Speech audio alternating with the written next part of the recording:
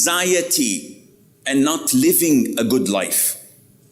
When you find a poor person and you talk to him, how are you? Allahumma lakal hamd, ya Rabbi lakal hamd. I have everything in life. And you look at him, this guy's crazy. What does he have? One of the Salaf once passed by a man with no arms and no legs, and he's blind. And he's saying, Alhamdulillah, hamdan kathiran tayyiban mubarakan fi Allahumma lakal hamdu wa shukr. So the man stopped. He said, with all due respect, uncle, you don't have hands, arms, no arms from the shoulder up. You don't have legs. You can't walk. You can't see. What are you praising Allah over here? What do you have? You're as good as dead. He said, my son, if Allah granted me a grateful heart and a remembering tongue, what more could I ask for? La ilaha illallah. A brother in the UK, I came here 3 years ago in Kuala Lumpur. How much time do I have? A lot of time? Khalas, take his word. I have nothing. This is the only lecture I have, so I have all day long. I came here 3 years ago to participate in the Muslim Global Leaders program. It's a management program for the Islamic Development Bank, but I was the Islamic perspective of the training. So leadership, succession planning, etc. I do the seerah part of it so that they go side by side. The brother who was the coach, the instructor for the administrative side, he's in his mid-30s. Last week, I got a call from his father telling me that he had a form of cancer in his spine and now he's paralyzed and in hospital for 3 weeks. I was devastated. The guy is taller than me, is mashallah, young and healthy and practicing. So I give the man a call. Subhanallah, his call almost brought tears to my eyes. He, over the 6 or 7 minutes, was saying nothing except Allahumma lakal hamd. I don't know what to do in reply to Allah's grace upon me. Allah has chosen me to be tested. And Allah told us that He only tests those whom He loves. So what have I done to be honored like this? Allahumma lakal hamd. I am in a hospital. I'm being treated by the best of doctors. If Allah does not restore my feet and health and agility and mobility again, I have no regrets because Allah has given me so many years of good life, and alhamdulillah, and these are my sins. And what is this? Is he the preacher or I am? Wallahi, I was so happy for him because the greatest ni'mah from Allah upon any one of us is content, to be happy with so little you have. Once, about 15 years ago, I visited a village in the rural areas where I live, and I thought that we had no poverty, but apparently we had big time poverty.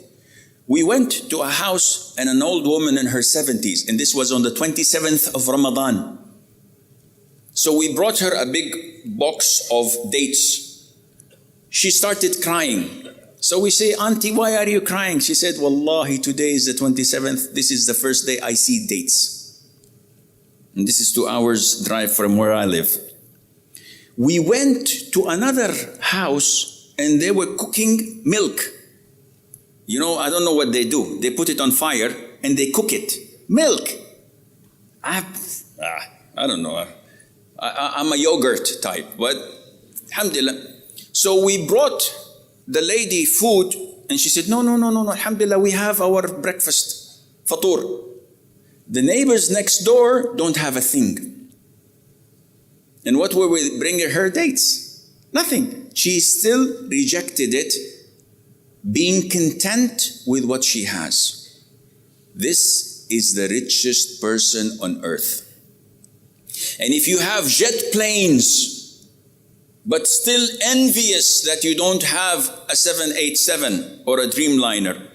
You are the poorest person on earth. Content. So, in a nutshell, poverty has evil trials. Now, the 1 million Kuwaiti dinar question is, how is it that the Prophet ﷺ used to seek refuge in Allah from poverty, but he used to say, Allahumma ahyini miskinan wa amitni miskinan wa hshurni fi zumrat al-masakin. There is a difference between miskin and faqir. Usually, in verse 60, Surah 9, Surah At-Tawbah, إِنَّمَا الصَّدَقَاتُ لِلْفُقَرَاءِ وَالْمَسَاكِينَ. Zakat is verily paid to 8 categories. The first 2, faqir and miskin. What is the difference? I'm not going to go into this because it's going to take time. However, usually miskin is a better level than the faqir. Faqir, the one who's poor, does not have enough to eat lunch.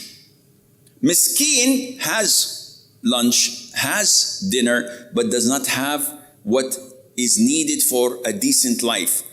So he has food, but he doesn't have money to go to the hospital or get medication. He will live. He has money and a car, but he doesn't have money to take his children to school or to buy them shoes. So this is a miskin. So when the Prophet says, oh Allah, make me live as a miskin and make me die as a miskin and resurrect me on the day of judgment with the masakin, does this mean that the Prophet is making dua to be poor? No. Miskin also means humble. So the Prophet is saying, oh Allah, do not make me with the arrogance. Do not make me with those who show off and look down at people. Make me among the humble, among the easygoers, because this is how a Muslim should be. A Muslim should be easygoing, should be humble. When he meets another Muslim, he doesn't check his ethnicity, like so many Muslims nowadays. When you meet them, Assalamu alaikum, he looks at you. Alaikum salam. What are you? What do you mean? What are you? I'm a human being. Yeah, I know, I can't see. You don't have a tail. What are you? I'm a Muslim. What kind of a Muslim? What do you mean? Where are you from? What's your ethnicity? What's your tribe? What's your father's origin? What's your mother? You're gonna marry me? With all the, why are you asking so many weird questions? There is no humbleness. There is no people down to earth. And this is why in Salat, the Prophet used to say, alayhi salam, Istawu, i'tadilu, aqimu sufufakum, wa la takhtalifu. Do not disunite. And leenu fi aydi ikhwanikum. Be soft with the hands of those next to you. So many times you go to Muslim masjids, mosques, in the first row, people of sunnah, of practicing, and there's a gap. You want to come in, the one on the left and the one on the right, they're trying to play American football. They want to attack you. Why? Especially the elders. Allah, they will be angry with me now. The elders don't want you to come close to them.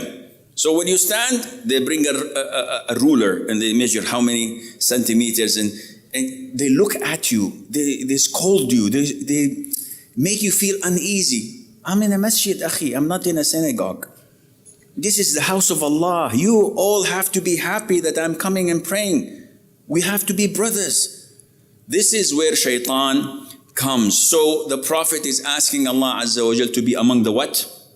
The humble, the easygoing. So, no one calls for poverty or makes dua for poverty. Should I smile? Okay. No one does this, but at the same time, is wealth and being rich a good thing? Who doesn't want to be rich? Raise your hands. Okay. Who wants to be rich? Look under your seats. I'm joking. Wallah, it would be nice to have $1 million or $1 million ringgit under your seat, but this is the straight path, not the crooked path. We have to